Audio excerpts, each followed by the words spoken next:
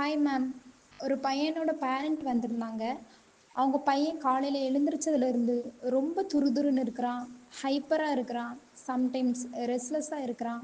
அவனை calm down பண்ணுறதுக்கு என்ன பண்ணலான்னு கேட்குறாங்க மேம். ஓகே. நெறைய பேரண்ட்ஸோட கொஸ்டின் இதுவா இருக்குது. தன்னோட குழந்தை காலையில எழுந்ததுலருந்தோ, இல்லைன்னா இடைப்பட்ட டைம்ல சடனா ஒரு இரிட்டேஷன், ஒரு இம்பல்சிவ்னஸ் அந்த குழந்தைங்க கிட்ட இருக்கு அப்படின்னா, இம்மீடியட்டா அதோட ரீசன் என்னன்னு பார்க்கணும்.